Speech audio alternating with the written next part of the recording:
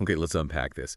If you're looking to set up shop, or maybe expand your business in Ho Chi Minh City, which, let's face it, is one of Southeast Asia's most dynamic spots, well, this deep dive is definitely for you. Mm-hmm. Finding the right office space there, though, Mm-hmm. it can feel like a real It maze. really can. It's such a vibrant city for business, absolutely buzzing. Yeah, But actually figuring out the rental market, understanding all the little details, avoiding those, hidden traps, that's the tricky part. exactly. And what's fascinating really is just how layered that Ho Chi Minh City office market is. It's always shifting, always changing. Right. And if you're not plugged into those daily changes, it can seem, well, kind of overwhelming. For sure. So our mission today is to slice through that complexity. We've tapped into an expert guide here, specifically from moveandstay.com. Yeah, I know them. They've been around for ages, haven't they? Helping Mhm. expats and business travelers. That's right, over 25 years helping folks find places to work or stay across Asia. So they really know this landscape inside out. Okay, good source then. Definitely. So this deep dive, it's all about pulling out that crucial knowledge you need, simplifying the whole process, and helping you make, properly informed choices. Good stuff. And we're really going to focus on the big three, right? The cost, the real cost, what kinds of spaces are actually out there, and probably most critically, location and HCMC. Precisely. And just to give you a bit of a roadmap, the key takeaways from the guide are pretty clear. First, rental costs swing wildly, depends on location, building quality, all those Quite features. so. Second, location isn't just an address, it's a strategic choice. Hmm. Central areas, pricier, sure, but you get more buzz, more access, suburban spots, cheaper, but different trade-offs. Okay. Then you've got different types of spaces service, virtual, the traditional private office, Right. understanding the current market, what's in demand, where things are headed, that's vital too. And maybe the biggest heads up, there are extra costs beyond just the rent you see advertised, significant ones. The hidden fees. I was going to watch for those. Exactly. So by the end of this, you should have a really solid grasp of how to navigate this whole thing. Excellent. So let's jump right in with the thing everyone thinks about first. Yeah. The money. What's this actually going to cost? The guide says cost per square meter is the main metric for budgeting. But it's not just the physical space, is it? What else gets baked into that number? You're spot on. It's way more than just the floor area that costs per square meter in Ho Chi Minh City. It's really a mix of several key things, like the prestige and how easy it is to get to the location, Okay. the overall quality of the building, the amenities it offers, Right. and of course, just basic market demand, supply and demand dynamics. Prime business districts, for example, they'll naturally have higher rates because they offer that top-tier access and, frankly, a prestigious address. The location's a big one. What other factors really move the needle on price? Well, the other big ones are, first off, building grade. This is super important. Yeah. Are we talking Class A, B, or C? That immediately tells you a lot about the quality, the services you can expect, and yeah, the price tag. Gotcha. Then you have lease terms. Sometimes, signing up for a longer lease can actually get you a slightly better monthly rate, worth asking about. Interesting. And amenities, definitely.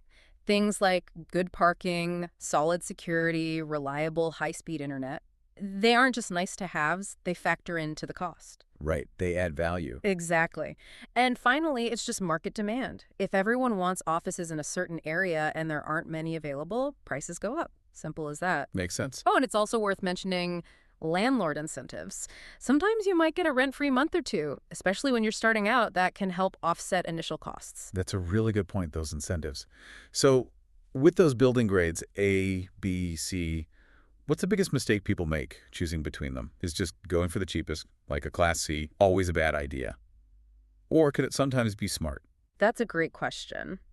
I think the biggest mistake is not properly matching the office grade to your actual business needs and, importantly, your brand image. Oh, okay. People often just look at the price tag, but say choosing a Class C building when you need to impress clients regularly, that could actually hurt your business. Right. Image matters. But equally, overpaying for a fancy Class A when most of your team works remotely might just be burning cash. True. So can you break down those grades a bit more? What's the real difference? Sure, so Class A is top of the line. Think prime locations, the best, most modern facilities, high-level security. You're paying for that premium experience. The average is around, say, $43 per square meter per month, but the range can be anywhere from $40 up to $60. The key insight here, it's not just rent, it's an investment in your brand. Okay. Premium stuff. What about B? Class B is often the sweet spot for many businesses. It offers a good balance between quality and cost. These buildings are usually well maintained, in decent locations, but maybe lack some of the super high-end features of Class A. The average rent, closer to $25 per square meter per month, maybe ranging from $25 to $40. It's solid, professional, but more affordable. Got it. And Class C. Class C is generally the oldest stock, the most basic, and the cheapest, often in less central or less desirable locations. Amenities are basic, maintenance might be simpler. Rent is usually around $16 per square meter per month, maybe $15 to $25. So when would C be a good move? Well, the strategic advantage of Class C is purely cost efficiency. If your business doesn't need a flashy front, maybe you're not client-facing, or you need large, basic space for storage or back office stuff, then focusing on low overhead with a Class C could be a deliberate, smart choice. It's about being intentional, not just cheap. That makes a lot of sense. Choosing deliberately. Okay, so we've got costs and grades sorted. Now the big challenge, turning those numbers into a smart, strategic decision for your business. Because it's about way more than just rent, isn't it? Oh, absolutely. You've nailed it there. That old saying, location, location, location. In Ho Chi Minh City, it's not just a phrase, it's a fundamental strategic choice. It impacts everything, how easy it is for people to get to you, your visibility, who you can hire, and yeah, ultimately your success. So how do you approach that choice? You've got to map out your whole ecosystem, basically. Who are your clients? Where are your employees coming from? What about suppliers? How easy is access for all of them? And does a particular district or even a specific street kind of fit with your brand image or how you operate? Right, the practical. Yeah, so let's compare. You've got the central business districts, CBDs, think District 1, District 3. The heart of the city's commercial action. You get loads of prestige there, great networking, super easy access to other businesses, but the rent is significantly higher, and you're competing hard for the best spots. The trade-off. Exactly. Then you look at suburban locations. Places like District 7, Phu Mai Hung area, or District 2, Thao Dien. Okay. The big pluses there. Lower costs, often you can get more space for your money, and they're close to residential areas, which can be a big perk for attracting staff. Yeah, commute matters. For sure. The flip side might be less immediate prestige, maybe not as many networking opportunities right outside your door, and accessibility can vary depending on transport links. Speaking of which, transport links and just practical stuff. That seems huge in a city like HCMC. Getting stuck in traffic or having nowhere to park, that can kill productivity, right? It absolutely can. Accessibility and transport are critical. You need to look hard at public transport bus routes, and especially the new metro lines that are coming online. That's going to be a game changer. Consider the roads, too, for cars and motorbikes. And yes, parking. Don't underestimate parking costs. The average for a car spot is around $67 a month in HCMC. If you've got several staff driving or clients visiting, that adds up fast. It's a real cost to factor in. $67 a month. Wow. Yeah. Okay. And beyond parking, what other amenities are really essential? Like internet speed, what's a good benchmark in Vietnam? Yeah. And how does security tie into those building classes? Good questions. For essentials, reliable high-speed internet is non-negotiable.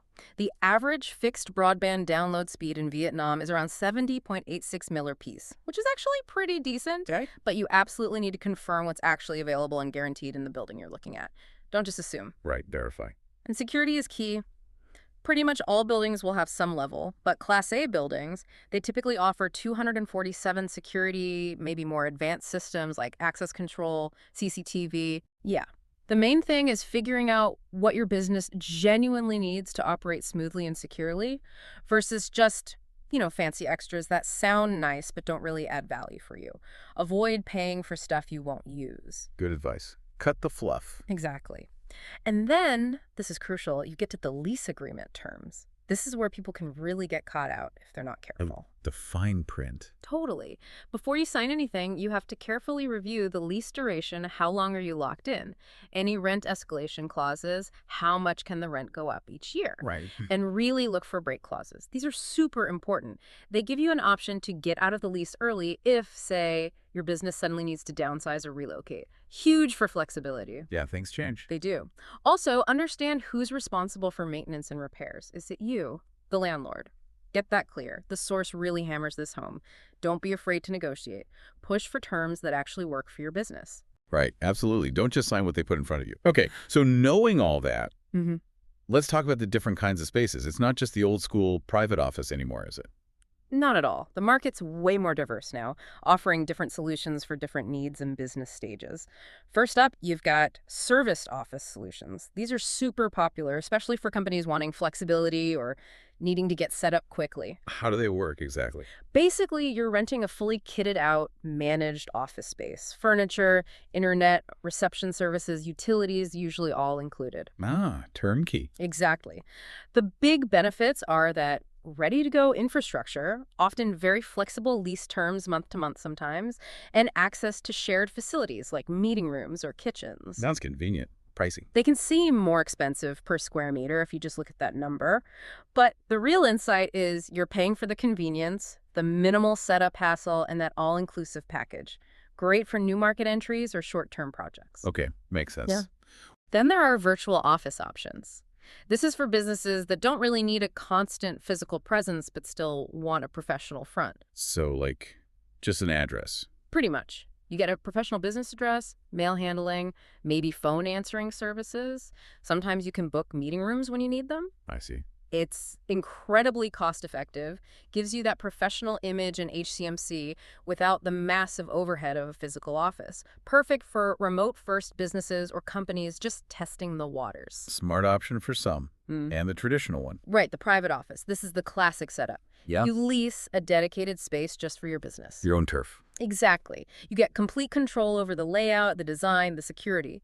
Ideal if you need real privacy, want to build a specific company culture, or have clear long-term plans for your space. Downside. The main consideration is you're on the hook for everything, all the setup costs, fit out, ongoing maintenance, utilities, the lot.